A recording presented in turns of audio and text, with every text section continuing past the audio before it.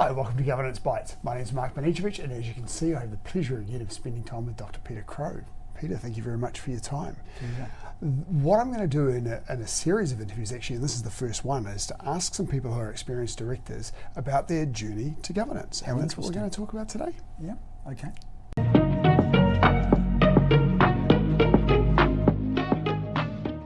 Hi, welcome to Governance Bites. My name is Mark Banicevich, and as you just heard today again, I have the absolute pleasure of spending time with Dr. Peter Crowe.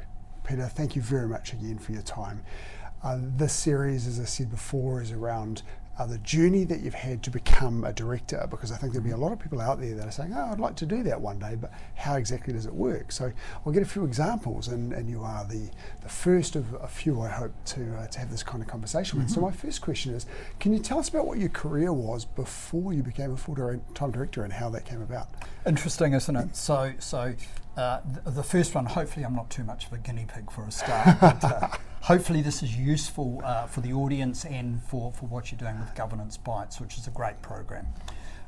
So my first degree was actually a triple major. It was software engineering, manufacturing systems, management. And it was now over 4 decades ago that I completed it. So it was just a wee while ago. So I started off as a technologist. I was doing AI in 1984 and but came through software engineering, project management, customers, business development, international. And then it was around about the turn of the century that it wasn't a single moment, but it was a realization that others had said that I'd have plenty to offer, and I probably wasn't going to be a very good chief executive anyway. So made that decision to take on what we now know as a portfolio career. So it was around about 25 years ago. That was the first decision. The second decision was, how do I make that work? And because I had quite a run in both project management and innovation, strategy wasn't too far away. And because as we know now, strategy, something happens at the top of business. And it was about the time that this word governance was going from academia out into now just the general business language. So I became involved around about 25 years ago on a realization that this collective of men and women at the top of organisations actually had control of where the organisation went, the culture, and ultimately the strategy and that sort of thing. And that really interested me. My father was doing some board work for a local cooperative dairy company, and that's where it all started. Okay. In your career then, before you took on the portfolio of roles, to what you said you never thought you'd be a great chief executive, so to what level did your career go, and what sort of roles were you in before you stepped into that portfolio? So I reported to CEs. I worked for both domestic and offshore companies, so local scale companies, which globally are quite small anyway, and for a couple, one in particular, genuinely global company. Doesn't exist anymore, it's called Novell, so a computer networking company, but up to that executive sort of level, but not the CE. Right, okay. But through a business development, customer facing, innovation sort of pathways. Right, okay, very interesting, thank you. And you became interested in governance, people telling you that this is something that you could be good at. It was, as you discovered, when people are leading the strategy of the business and you were quite interested in that space. Who are the people who most influenced your thinking about leadership and governance? Fascinating, and the reason you've got a hesitation, there's one that stands out, but then beyond that I've got to think more broadly. So the one that stands out is my father.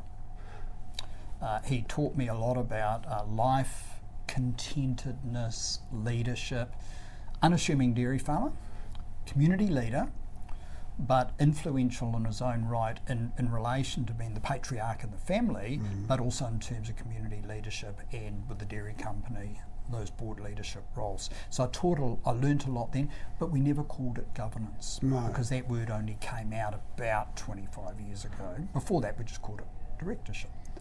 Other influential leaders have tended to be people that I looked up to within the businesses I worked on. So one is now the Mayor of Thames, his name is Peter Revel. Another one is a very more famous person globally called Eric Schmidt, Dr. Eric Schmidt. So he was CEO of Novell when I was there, and I had the real honour to meet him a couple of times. Wonderful man, big brain, strategic mindset, engineer. Right. Now, you did your PhD, of course, in governance. Yep. How far were you through your governance career before you did your PhD? Did you start with the PhD and then get into governance, or did you have some board experience before you did the PhD? The latter. So first sort of board seats were community roles, church, school, other, and I realised that there was way more to learn. As a population of directors, we knew far less than what we thought we knew. And this connection between what we did in boardrooms and then what happened in terms of the performance of the organisation, we didn't understand that linkage. And so that's what I wanted to get to not to the bottom of, but to really advance through. So it was in 2012 that I started that, so I was 10 years in. Okay. And I did it concurrently with a couple of board seats, but slowed down the advisory and other work to make space for that study program over about 4 years. Okay, right. What misconceptions did you have about governance before you joined your first board? That it was easy, that we voted on everything, that boards of big businesses were generally lazy. There's some reasonably good starting points, isn't it? Provocative, but yeah, right. And so those misconceptions were over time or fairly quickly contradicted? Oh, look, some of them have gone away, and some of them are very much nuanced now. Yes. So most directors are absolutely well-meaning. Some directors, and we're just talking a portion, are relatively lazy. They'll turn up at board meetings, they'll back themselves to have quickly read the papers the day before, work through. Some people might say that's a little bit cynical, but I've seen it. You can generally tell by the types of questions they ask or the low engagement they offer in the meetings. Right. For example.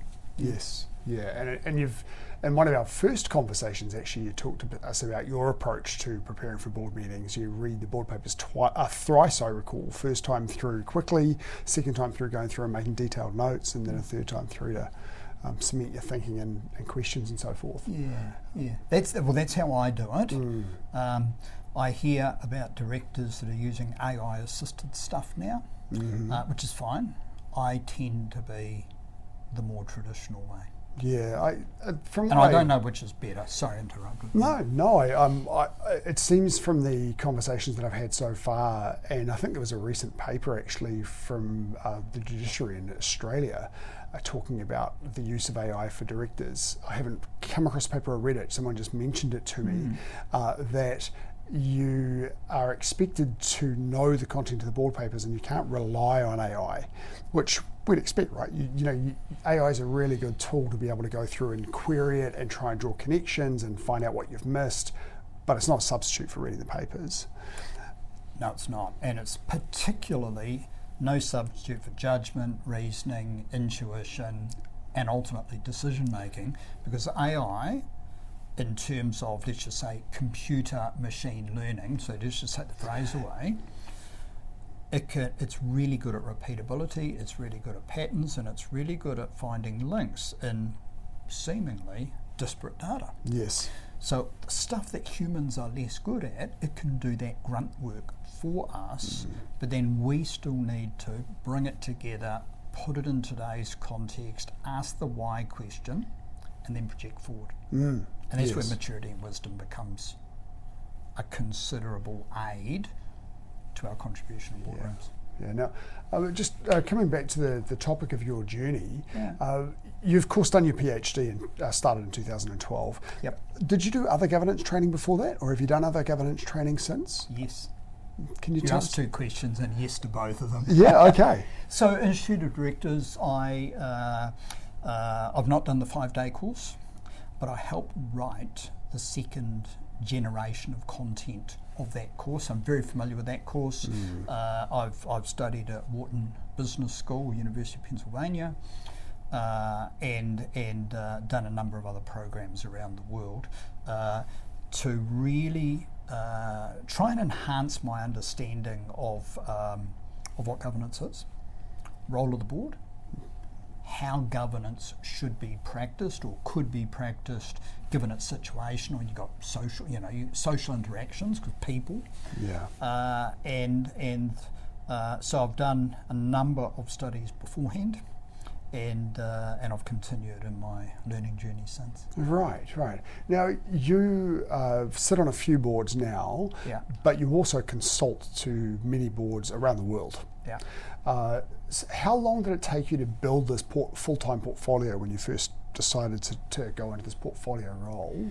And a separate question, particularly in your case, would be a little bit broader than your own current portfolio, given the other work that you do. How many boards is full-time, would you say?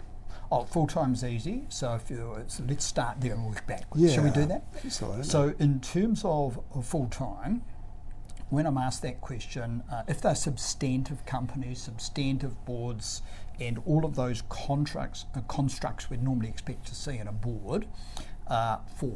Right. So 1 week per board per month, and by listed companies or a listed level of complexity, so large privates, right? Yes. State-owned enterprises, 4. For me, the answer today is 1 group.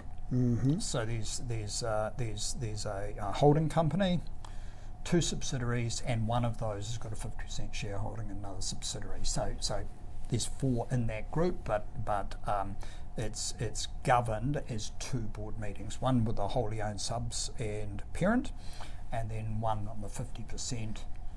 We have a different meeting cycle, and that's it.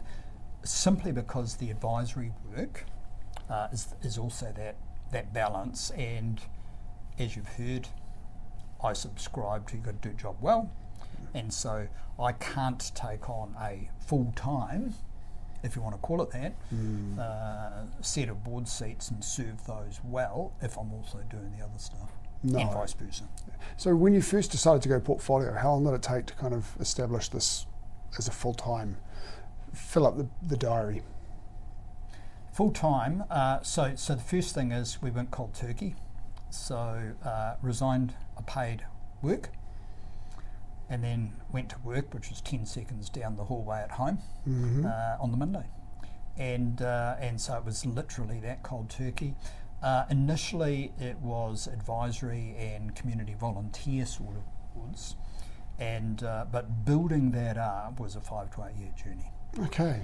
Yeah, that's a really interesting number to get your head around for somebody who at some stage may want to become a full-time director, and giving up an executive salary, you've got to know that it's going to take you some time to build that up. Well, yeah, and many people get lucky, or maybe it's not luck, I'm much more fortunate than me. I was quite cautious as to what I took on. I wasn't looking for listed boards.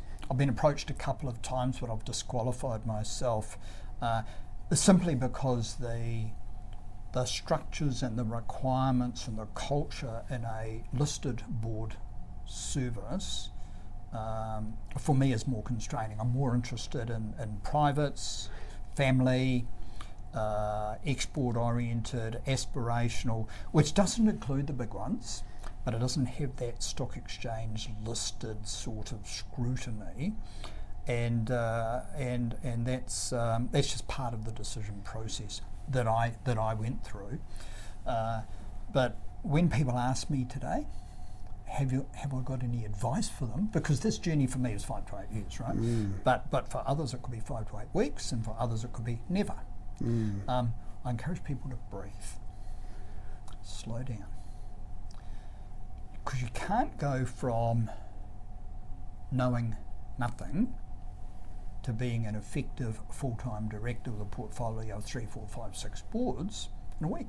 Maybe not a month. You've got to build that knowledge over time. You've got to be and draw on your pre-wisdom from that. And it's I encourage people to think of it as a quest or a journey. Yes. Yeah, no, that makes perfect sense. Could you tell us about your first board appointment? First volunteer one, first paid one. Let's go to the beginning. Yes. Right, so at the beginning, it was a local church board, and looking back now, you'd say, but it was a treasurer's job. Yes, I had the job of going from the 14-column ledger book to the computer, but it was also group decision making. So to say it was a board is technically accurate, but to say that we had the building blocks of governance is probably a bit of a generous sort of statement, but it gave me a whole lot of baseline understanding in terms of negotiation in the boardroom, decision making, having influenced or been influenced, that the collective decision is what holds, and we commit to that collective responsibility and to take that decision, not seek to relitigate. So some of those principles that are core to us in board roles, those formations were there in 1998, 1999, when I was getting those first things. I don't think that's uncommon even these days in some, particularly in not-for-profits, to really not have the foundations of governance. So it is the president, the secretary, the treasurer, and a couple of reps. Yes. Yeah, and with that, we need to be really cautious that we don't take a big company and appropriately formal and put it into a small not-for-profit, because it just doesn't work, nor vice versa. Yes. So one of the early challenges I found, I know others find, and I discuss openly when I'm doing curated programs, is best fit or fit for purpose is critical to discover where and how that sits, so that you can get the right level of intervention or right enough level of intervention to get the job done. Yes. Those early experiences, what did you find most challenging as a new director? You don't touch anything. That was easy, wasn't it? It was. So when you in executive roles and in working roles, you've got jobs to do, tasks to do, projects to run, to deliver, whatever. It's on you, and using your brain, your hands, your physical, your mental to get job done. In a board situation, you're doing all of that and ultimately making a decision, and then you're giving it to somebody else to do. And when you've had a career of doing things and getting things done and watching them take a while, or being done in an odd sort of way, that might have been a more reflection of me because it was just different from how I would have done it. But those are the sort of challenges, and learning to become comfortable with the rhythm, not only of the board cycle, but also of the running the business cycle or running the enterprise cycle, was something that just took a little bit of while to get in my head. Right. When you started out as a director, and at that stage you hadn't had the extreme governance training, it was what mistakes did you make early in your career? Lots.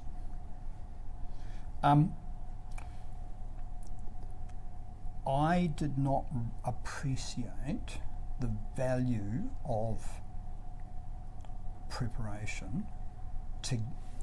It's easy to do a base load of preparation, and I did that, but I didn't realise the nuances and that additional preparation could really elevate the quality of the decision and the quality of the discussion before the decision. And so the mistake was my touch early was too light. And that's not to say I was trying to run the business, but understanding was something that you need to invest in. Yes. And so I was too light on that early. I think that the other one is I underestimated time. Because the board makes a big decision, because managers make the everyday decisions. Yes. And there's complexity, and there might be competitive forces or compliance forces or other that stand in between our decision and whatever happens as a result of that decision. And so for somebody who's enjoyed a career of making things happen, getting things done at a reasonably high gate, and then just getting to synchronise around those rhythms. The mistake I made was I was probably too hard on myself and others in terms of speeding up. Today we call that a virtue and we give it a name. It's called agility. Yes. But it's because there's no one right way. No. And it's just synchronising that up. Mm-hmm. Yeah. Okay. So there's two. Yeah, right. If you go back to your first board role, is there anything you do differently? Yes. I think as I talked about preparation, so a bit of a theme on that one. Yeah. I prepare better. I would now, with the benefit of hindsight, I would make sure my management and operational type questions were addressed before the meeting, because they've got nothing to do with the meeting. And so that distinction, and so I've read the papers, I've got a question about X, and I'd ask the chief, or I'd seek that, make that inquiry beforehand, so we're not bogging down the meeting with what's in effect, in the scheme of things, a triviality. Okay.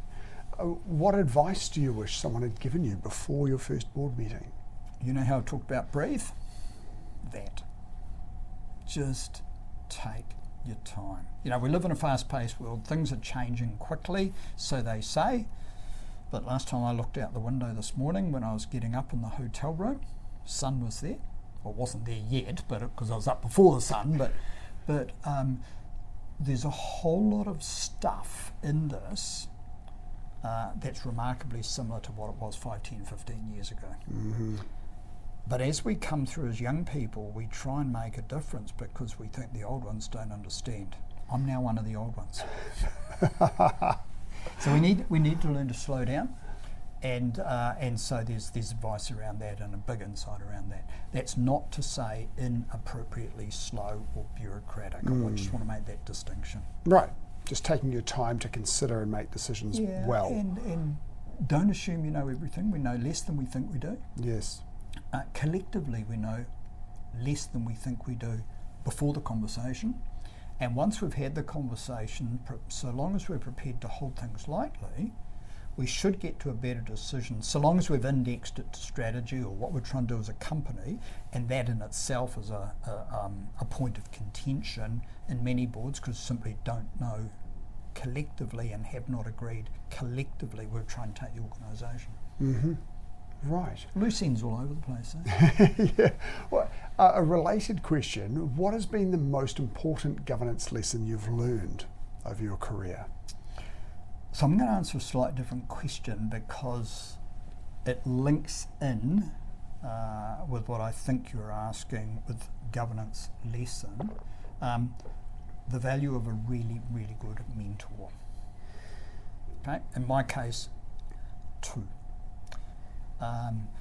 It's easy to read books. It's easy to believe that best practice is best. Mm-hmm. But to have somebody who's walked this path before you and is prepared to say, yep, Peter, that's fine, but have you thought about?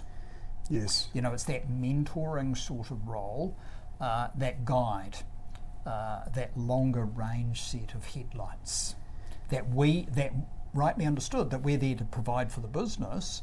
The role of the mentor and the lesson is really around taking a longer view and learning about the superpowers that boards have.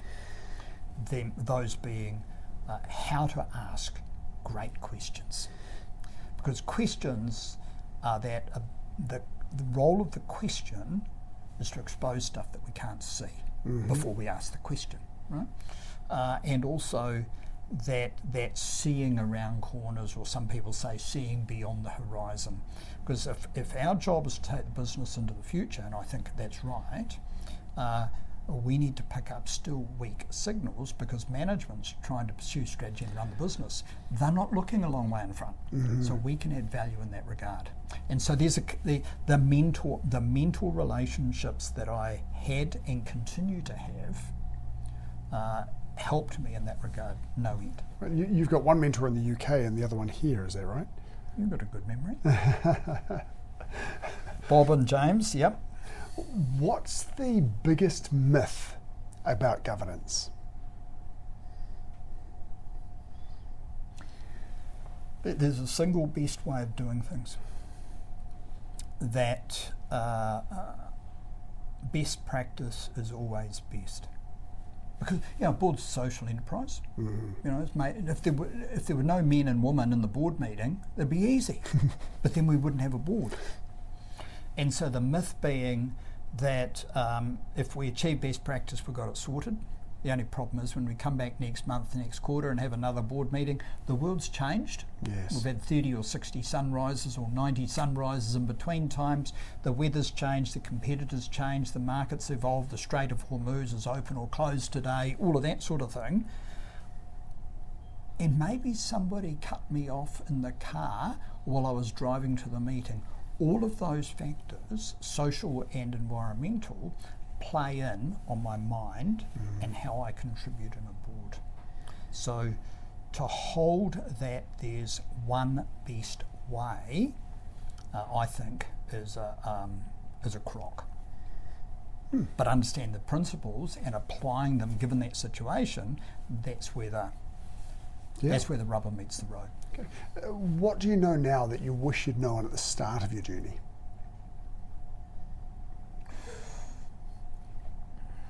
I learned it pretty quick. We don't know it all coming in. Collectively, we don't know it all. And we've got to ask questions.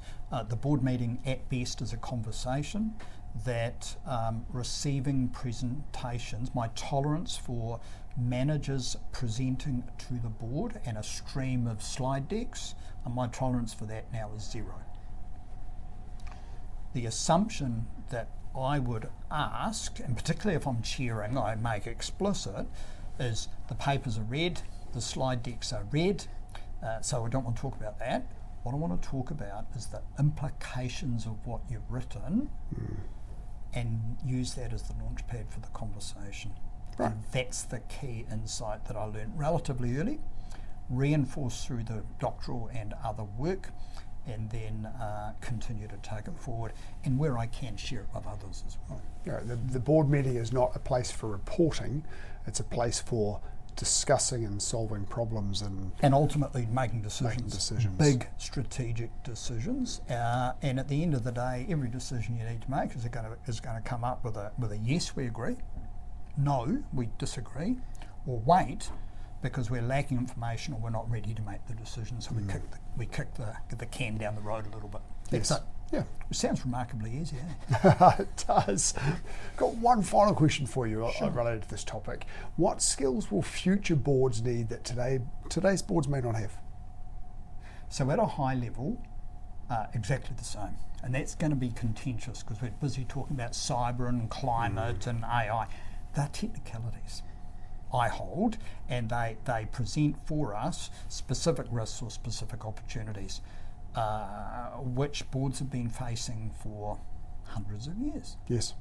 So I hold that's the same, it's just different risks, different opportunities today compared to 25 years ago compared to 50, 100, 150 years ago. Yes. Okay. At a high level, we still need to receive and make sense of information, work with the management team, make decisions, hold accountable management to account, having set the direction, ensure we've got the right capability. Right? So all of that's remarkably the same.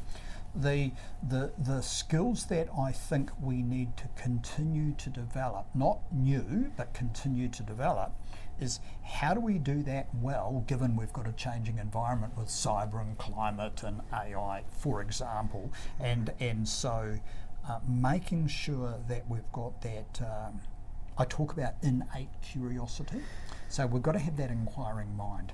And many directors, when I serve with them, stagger me at how well and how advanced their thinking is, and their curiosity has taken them, and the value that brings when they make comments in the boardroom. And I aspire to that. And I think that at a population level, we can and should continue to build that type of a capability. We just need to be better at learning how to work in a social group, because ultimately that's what it is. So there's a big behaviour piece in there that we need to continue to develop. Great. Peter, that's been really cool. Thank you so much for your time. No problem. I'll look forward to our next conversation and see you next episode. Thank you for watching this episode of Governance Bites. We have more episodes on YouTube and your favourite podcast channel, where I interview directors and experts on various topics relating to boards of directors and governance. We'd love to see you back, and please like, subscribe, and share the videos and podcasts.